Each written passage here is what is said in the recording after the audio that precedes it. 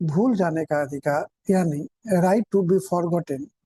एक ऐसा अधिकार है जो कि पहली बार सुनने पर ऐसा लगता है कि यह एक ऐसा अधिकार है जो कि हमको याद नहीं है, या किसी भी चीज के बारे में अगर हम कहें कि हम इसको भूल चुके हैं तो उस पर कोई हम पर कार्रवाई नहीं हो और हम कानूनी प्रक्रिया से या कार्रवाई से बच सके। लेकिन इसका मतलब ये नहीं है, यह अधिकार किसी भी व्यक्ति को एक ऐसा फंडामेंटल राइट देता है जो कि हमारे संविधान से ही उसका स्रोत निकलता है। इस वीडियो में हम इस अधिकार के बारे में जानेंगे और यह भी जानेंगे कि यह संविधान के किस अनुच्छेद के तहत मिलता है। इस वीडियो में हम इस अधिकार के बारे में जानेंगे और यह भी जानेंगे कि यह अधिकार, यह फंडामेंटल राइट संविधान के किस आर्टिकल के तहत मिलता है। लेकिन पहले यह जानते हैं कि यह अभी चर्चा में आया क्यों और क्या पूरा मामला है। तो बात यह है कि 29 मई 2026 को दिल्ली उच्च न्यायालय के न्यायमूर्ति सचिन दत्ता की जो कोर्ट है उस पर एक बंच ऑफ पिटिशंस पर विचार किया जा रहा था और ये पिटिशंस करीब करीब 38 लोगों द्वारा दिया गया था और ये मतलब अलग अलग समय पर दिया गया था। सबसे पहला जो इसमें जो पुराना था वो 2016 से ही बात चली आ रही थी। सारे एक तरह के इस तरह के पिटिशंस को एक में करके 29 मई को एक जजमेंट दिया गया दिल्ली हाई कोर्ट द्वारा, जस्टिस सचिन दत्ता के कोर्ट से। यह जजमेंट 144 पेज का है और यह पूरा जजमेंट जो है वो राइट टू बी फॉरगॉटन नाम के फंडामेंटल राइट को ग्रांट करने पर बेस्ड है। पहले ये समझ लेते हैं कि ये जो पिटिशंस हैं वो कौन लोग के द्वारा दाखिल की गई थी और उनकी मांगे क्या थी। एक्चुअली जिन लोगों ने ये पिटिशंस दाखिल किए थे उनमें से कई ऐसे लोग थे जो कि किसी क्रिमिनल मामले में, केसेस में वो एक्विटल हो चुका था, उनका बरी हो चुके थे, या फिर किसी भी केस में वो एक पार्टी के रूप में थे या फिर दोषी भी थे। तो इस तरह से कई तरह के लोगों द्वारा इस तरह का पिटिशंस अलग अलग दिया गया था। अब इसमें जो बरी हो गए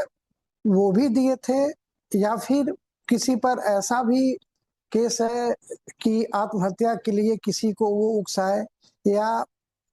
किसी मतलब एक क्रुएल्टी के केस में उनको दोषी हुआ है, या वो रेप हो या किसी भी तरह की जो बात हो, इन सभी लोगों द्वारा जो बरी हो गए हैं या जो पार्टी थे या जिनका मामला अब खत्म हो गया है, तो सारे लोग ऐसे ही थे जिनका कि मामला खत्म हो चुका था और इनको एक समय हो गया था बरी हुए या केस खत्म हुए। अब ये तो हमको पता है कि केस हमारा जो खत्म हो जाता है तब भी नाम के आधार पर अगर आप चाहेंगे पोर्टल पर, जो सुप्रीम कोर्ट या हाई कोर्ट का जो पोर्टल है, इंडिया कानून पोर्टल जो है, उस पर अगर आप चाहेंगे तो नाम से अगर नाम सर्च करेंगे तो उस नाम से रिलेटेड कई केसेज आ जाते हैं और अगर आप उसको ओपन करते हैं तो सबसे पहला उस पर आरोप जो है वो दिखाई पड़ता है और उसकी जो प्रक्रिया उसमें अपनाई गई होती है वो चीज उसमें दिया रहता है। अब इन लोगों का कहना था कि नाम आधारित जो सर्च करने का फैसिलिटी जो दिया गया है वो अब इनका केस खत्म हो चुका है, लेकिन उस कारण से ये चीज उनका पीछा नहीं छोड़ रहा है और जो कि लोगों को उनके बारे में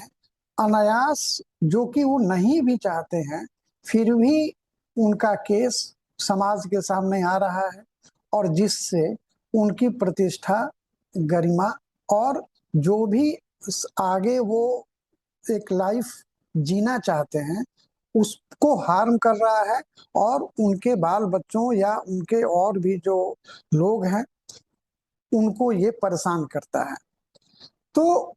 उनका कहना है कि ये किया तो गया है कि मतलब एक पब्लिक इंटरेस्ट में, कि लोगों को केस से संबंधित या जो लीगल स्टडी कर रहे हैं या रिसर्च कर रहे हैं या उसको एक कोर्ट ऑफ रिकॉर्ड के आधार पर उस जजमेंट को आगे अप्लाई करने के बारे में उसका यूज कर रहे हैं, ये सारी बात ठीक है। लेकिन इस फैसिलिटी से किसी भी व्यक्ति का फंडामेंटल राइट का हनन हो, वायलेशन हो, ये गलत है। और पब्लिक इंटरेस्ट से ज्यादा इस मामले में जो प्राइवेसी है वो हमारा ज्यादा होना चाहिए और उससे ऊपर होना चाहिए। तो अब यहाँ ये धीरे धीरे स्पष्ट हो गया है या होते जा रहा है कि भूल जाने का अधिकार यानी कि राइट टू बी फॉरगॉटन वह अधिकार है जिसके तहत कोई भी व्यक्ति इंटरनेट से अपनी व्यक्तिगत या पुरानी या इरिलीवेंट, जो कि अब खत्म हो चुका है, उसका कोई मतलब नहीं रह गया है, उसको हटवाने की मांग कर सकता है। ये अधिकार माने हटवाने की मांग करने का अधिकार होना चाहिए, और उस मांग को सरकार के पास ये या न्यायालय के पास या अथॉरिटी के पास ये कंपल्सन होना चाहिए कि अगर कोई मांग करता है तो इसको हटाया जाए, ताकि लोग उसे भूल सकें और उस व्यक्ति को उसके पास्ट की घटनाओं के आधार पर उसको जज न कर सकें। तो इस मामले में दिल्ली हाई कोर्ट ने 144 पेज का जो अपना जजमेंट दिया है उसमें ये बात जो इंडियन कानून पोर्टल है, जो सर्च इंजन है, उसको ये डायरेक्शन दिया है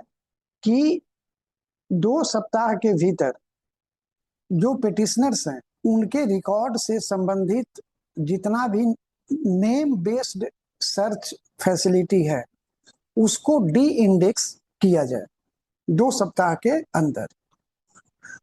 डी इंडेक्स करने का मतलब क्या होता है, यह बात को समझना है कि केवल नाम के आधार पर सर्च करने का फैसिलिटी खत्म होगा, बाकी वो डिसीजन या केस नंबर या उसका जो रेफरेंस है या जज जो कोर्ट का जो डिस्क्रिप्शन है और डेट वगैरह, डेट के आधार पर ये सब चीज अवेलेबल रहेगा, ये सब चीज खत्म नहीं होगा। तो ये कोर्ट ने पोर्टल को ये ऑर्डर किया है, यानी कि इस निर्णय के माध्यम से दिल्ली हाई कोर्ट ने सर्च इंजन और लीगल डेटाबेस को यह डायरेक्ट किया है, यह डायरेक्शन दिया है कि वे जो इंडिविजुअल प्राइवेसी है और जो डिग्निटी है उसकी रक्षा के लिए जो खासकर बरी हो गए हैं या जो प्राइवेट मामलों में हैं उनका नेम बेस्ड सर्च फैसिलिटी को हटाकर डी इंडेक्स करके उनको मुक्त किया जाए।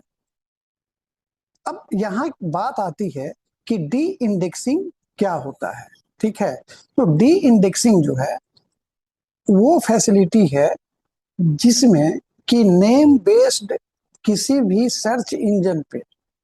और उससे जो रिजल्ट आ रहा है, जैसे कि बहुत सारे नाम आ रहे हैं, तो उन